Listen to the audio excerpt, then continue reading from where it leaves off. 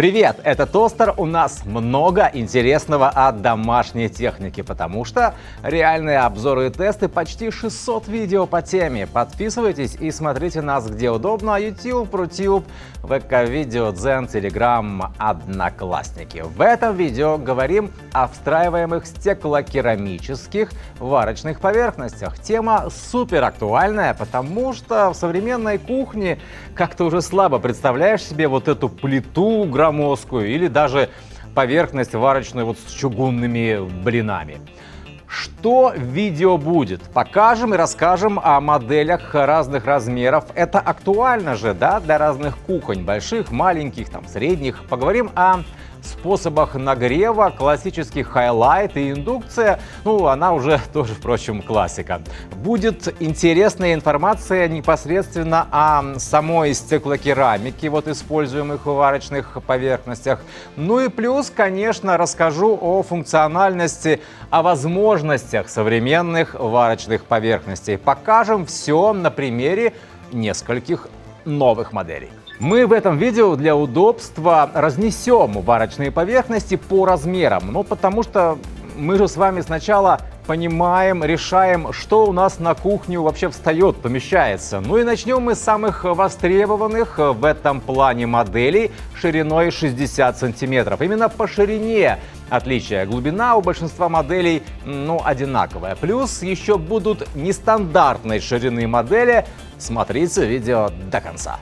На примере варочных поверхностей High Story я буду все рассказывать. У нас, кстати, есть и другие видео с этой техникой: посудомойки, встраиваемые холодильники, духовки. Рекомендую, там тоже интересно. Ссылки в описании видео. Модель 6412, классический черный цвет, такой универсальный. Нагреватели тут типа Highlight, и она как раз отличный пример современной варочной поверхности этого типа. 4 зоны нагрева, причем 2 из них двухконтурные, с расширениями, которые можно использовать или нет, в зависимости от таких кулинарных задач. И одно из расширений, оно овальное. Под посуду типа утятницы, гусятницы. Бывают и овальные сковороды, в том числе сковороды-гриль. Это все удобно очень. Кто любит готовить, знает. И это не базовая уже модель. Базовые они без расширения. Управление сенсорное, слайдерный выбор мощности и интенсивности нагрева. Выбирайте комфорку и далее один из 9 уровней мощности. Хорошая вариативность в этом плане. Можно и быстро вскипятить воду на 9 и что-то томить там на 5, например, или на 4, или поддерживать блюдо теплым на 2. Тут каждый пользователь уже понимает, какие уровни для чего ему подходят. Для каждой зоны нагрева есть таймер. Нагрев может отключиться или же просто звуковой сигнал без отключения. Там добавить специи, например, если нужно. И есть блокировка панели управления. Обычно мы говорим от детей, но теперь еще и от котов можно говорить. Читал недавно про случай в Москве, когда случайно кот что-то тут нажал, потом были неприятности. Все живы остались. Просто если ваш кот любит прыгать по столам, шкафам ночью, например, то лучше блокировать управление. И резюме. Все, что нужно, тут есть в этой варочной поверхности.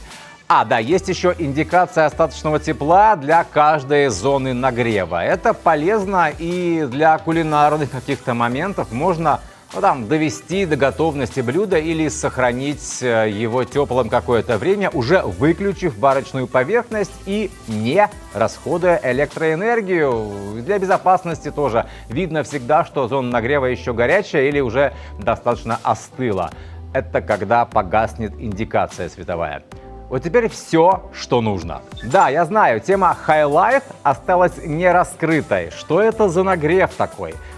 Тут-то все просто и поэтому эффективно и нормально работает. Тут в качестве нагревателя тена используется обычно вольфрамовая лента. По классике из нее формируют, собственно, саму зону нагрева. Она разогревается, передает тепло стеклокерамики, а от нее нагревается посуда. По КПД это около 70%. Ну, то есть просто вот в помещение уходит не более 30% тепла из того, что генерируется с определенными вот энергозатратами. У индукции лучше с этим, сейчас дойдем до нее, но у газа, например, хуже, там КПД обычно не более 50%, 50-60% и у чугунных блинов. А как работает индукционный нагрев? Тут все тоже несложно, но интересней. Работает принцип электромагнетизма. Здесь нет тенов под стеклокерамикой, но под каждой зоной нагрева находятся катушки индуктивности с медной обмоткой. Нагрев происходит тут за счет воздействия вихревых токов. Они образуются в дне посуды, потому что по катушкам идет переменный ток частотой 20-100 кГц и генерируется электромагнитное поле. Вихревые токи в дне разогревают посуду и ее содержимое, а стеклокерамика тут это просто крышка, поверхность, на которую удобно ставить посуду. Она не препятствует электромагнетизму и нагревается вторично, уже только от самой посуды. Это как у вас нагревается любая поверхность, поставьте вы на нее, не знаю, горячую сковороду. И вот за счет такого прямого, по сути, нагрева, без посредника стеклокерамики, у индукции КПД около 90%, то есть электроэнергия ощутимо экономится. Нагрев происходит быстрее. Ну и давайте небольшой эксперимент для наглядности. Кипятим 2 литра воды на поверхности Highlight и на индукционной на максимальной мощности. И засекаем время. Результат вы видите, индукционная быстрее. Единственный момент. Посуда, дно ее должно быть сферомагнитными свойствами. Проще говоря, к дну должен притягиваться магнит. Следующая варочная поверхность востребованных габаритов, шириной 60 сантиметров, как раз индукционная. И дальше будет еще интереснее. Все, мы прямо хорошо будем погружаться в тему индукционного нагрева. Это модель 6440. Напомню, мы используем технику High Story для этого видео. Вот сейчас тоже универсальный такой черный цвет, есть и свежий белый, а вот вариант еще интересного дымчатого серого цвета, и, наконец, элегантный такой легкий бежевый. В общем, на любую кухню можно подобрать нужный цвет. Все просто. Тут 4 зоны нагрева, разные по мощности и размеру, для разной посуды. Собственно, поверхность, по сути, сама определит, в любом случае, какая посуда стоит и будет нагревать именно ее, именно тот диаметр, который нужно, по дну посуды. В этом как раз один из плюсов индукции, в смысле энергоэффективности. Если поверхность определить, что посуды нет, она вообще не включится. И даже если будет что-то слишком мелкое, ложку чайную случайно забыли, не будет нагрева. Это и удобство, и, конечно, безопасность. Но блокировка панели управления тут тоже есть, чтобы никто, ни ребенок, ни кот ничего случайно не включили. Еще кое-что о разных размерах зон нагрева. Бывает так, что производитель рисует на стеклокерамике и заявляет один размер, диаметр что ли, а в реальности катушки сами меньше, потому что сборка так получается проще, дешевле в производстве модель. Плюс, чем больше катушка, тем более мощный нужен вентилятор охлаждения. Кстати, их в варочных поверхностях индукционных High Story 2. На каждую линию нагрева, на каждые 2 катушки. Бывает, что производители ставят один на все 4 конфорки, опять же из экономии. Но в этом случае при использовании всех 4 зон высок риск перегрева, и в целом ресурс рабочий у поверхности, ниже. Я не говорю, что все халтурят, и только поверхности High Story норм в этом плане. А это действительно так. Нет тут этого люфта, этой хитрости. Мы проверили, размер катушек соответствует заявленному диаметру зон нагрева. Но тут тема еще в том, что при покупке это сложно проверить. Надо или включать поверхность, режим Boost на ней, о нем еще позже, или как мы все разбирать. Или просто знайте, что в этих поверхностях все норм. Полезное знание от канала Тостер. Управление тут разделено. Для каждой комфорки свой слайдер, и выбираем любой из 9 уровней мощности нагрева.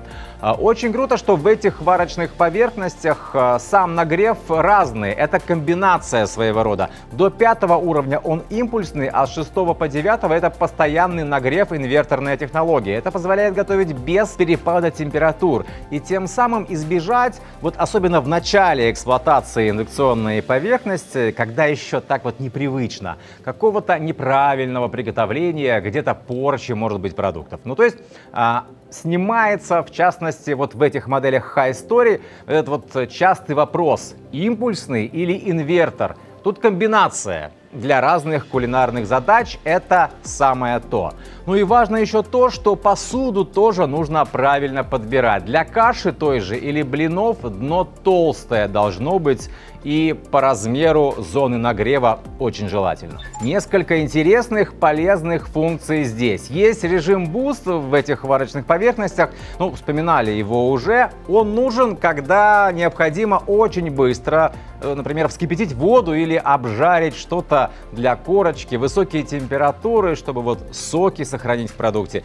К максимальной мощности выбранной зоны нагрева при активации Boost добавляется еще до 30% на 5 минут. Потом возврат к 9 мощности автоматически. Функция Stop and Go, приготовление на паузе до 30 минут с сохранением всех настроек. Ну, мало ли, дверь открыть нужно, отошли на ребенка, отвлеклись. Возвращаетесь, и все продолжает готовиться без перенастройки на тех же режимах. Режим фондю или подогрева поможет поддерживать температуру на уровне 70 градусов. Можно сохранить приготовленную еду теплой или растопить шоколад или масло. И, кстати, мы как раз и растопили шоколад, и проблем не возникло. Это я специально для тех говорю, кто опасается импульсного нагрева. А в этом режиме именно такой. То есть даже такие вот кулинарные процессы, где важна аккуратность, мягкость по нагреву, без скачков, вполне тут норм получаются. Smart Zone. Если активируете эту опцию, варочная поверхность автоматически определяет, на какой зоне нагрева находится посуда. И у вас уже эта зона будет активна для управления, для выбора мощности. Это удобно. Плюс защищает от ошибок с посудой. Если что-то неподходящее для индукции случайно поставили, то узнаете об этом до начала использования, приготовления. Есть еще интересный режим, который поможет определить, насколько энергоэффективной, скажем так, является непосредственно сама посуда, которую используете, и есть ли потери мощности при ее использовании. Индикация показывает значение от 0 до 99 – это процент мощности, потребляемой непосредственно для нагрева с учетом потерь из-за материалов посуды, не подходящих, возможно, для индукции. Если используете несколько зон нагрева, то будет просто среднее арифметическое значение для всей посуды. Это все позволяет использовать правильную посуду в итоге, что и энергозатраты понизит, и качество приготовления во многих ситуациях повысит. И чтобы удобно было контролировать все кулинарные процессы, есть таймер до 99 минут. Можно задать или автоотключение через нужное время, или просто звуковой сигнал, чтобы, например, добавить какие-то ингредиенты, или снизить мощность. Далее я расскажу еще о двух форматах варочных поверхностей, именно по размерам. Смотрите, для кухонь побольше, если много готовится, если семья большая, можно взять варочную поверхность шириной 90 сантиметров. Что я тут хочу выделить? 5 зон нагрева, одна большого диаметра 28 сантиметров для самой разной тоже посуды, но в том числе как раз для больших кастрюль, сковород. Но не только. Это ведь индукция, сюда можно и меньший диаметр ставить. Плюс слева и справа тут 4 еще зоны, которые можно объединять. 2 слева и 2 справа, делать из них одну зону нагрева. Это называется индукционный мост. Если, например, посуда такой формы или несколько использовать сразу предметов посуды, на одной объединенной зоне. Причем, что круто, в этой варочной поверхности High Story модель 9532 вот эти зоны, которые можно объединять, они с квадратными катушками индукционными, не с круглыми, что дает возможность использовать реально разную посуду, не только овальную, но и прямоугольную. И в итоге все это более эффективно работает по времени, по энергозатратам. Просто с круглыми катушками мост индукционный получается такой корявенький, с пустыми пространствами между окружностями, что не здорово влияет в итоге на общую эффективность процессов вообще приготовления. Нет, тут именно правильные квадратные катушки, нет зазоров, пустот между ними и равномерный нагрев по всему мосту. И наоборот, для кухонь поменьше, для тех, кто, может, не очень-то часто и много готовит дома, есть и поверхности поменьше, шириной 45 сантиметров. В частности, у нас видео это High Story модель 4311. У нее 3 зоны нагрева типа Highlight, одна из них с двойным расширением, 9 уровней мощности, слайдерное управление, таймер и функция Stop and Go. В общем, все, что нужно для комфортного и безопасного использования. Все варочные поверхности в этом видео хоть и отличаются типом нагрева, но все они стеклокерамические, потому что стеклокерамика — это и практично, и красиво. Стеклокерамика современная выдерживает высокие температуры до 700-800 градусов. У нее стойкость к цикличному нагреву, к механическим повреждениям. Если сознательно будете ключом царапать, то, конечно, поцарапается. Но вот от кастрюль, сковород при обычном использовании царапин не будет. Важно еще понимать, что есть основные, назовем их так, производители стеклокерамики для бытовой техники, такие как Kanger, Schott, Еврокера, Nippon, например. В частности, поверхности High Story из этого видео, в них используется именно стеклокерамика этих производителей, известных. И это гарантирует не только высокие рабочие характеристики стеклокерамики, но и ее такую безопасность для человека, потому что стеклокерамику эту изготавливают из экологически чистых материалов, без сурьмы, без мышьяка, без асбеста, например, которые ноунейм производители стеклокерамики могут использовать для повышения плотности материала в качестве катализатора, чтобы быстро убрать пузырьки внутри массы, ускорить затвердевание, то есть для повышения производительности. Но надо понимать, что при нагреве выше 100 градусов все эти вещества начнут выделяться в воздух. Оно вам надо? Естественно, я не говорю, что вся остальная стеклокерамика, кроме Kanger, Schott, Еврокера и Nippon, отравленная. Но у этих производителей она точно без всей этой дряни и высочайшего качества. Итак, стеклокерамические варочные поверхности. Хорошо, мы погрузились в тему, поговорили и о разных габаритах, и о цветовых решениях для разных кухонь, и о разных технологиях нагрева, и о самой стеклокерамике, и о различных функциях полезных. На примере варочных поверхностей High Story у нас получилось показать и рассказать о реально современных решениях, технологиях, реализованных в варочных поверхностях для их удобной и безопасной эксплуатации. Навигация по видео есть, можно вернуться к любым моментам. И в комментариях пишите о своем опыте с различной бытовой техникой. Например, вы бы что выбрали, Highlight или индукцию, и почему? Это тостер. Мы не делаем из домашней техники сенсации, зато подробно рассказываем о том, как она реально работает и какая нам с вами от нее польза. Делитесь этим видео с теми, кому нужна хорошая варочная поверхность. Мы есть на всех главных площадках: YouTube, Рутюб, ВК Видео, Дзен. Заходите также на сайт Toaster.ru, есть мы в Телеграме и даже в Одноклассниках. Найдете не только наши видео, но и много другого интересного о доме и быте от нашей команды. До новых обзоров и тестов. Пока!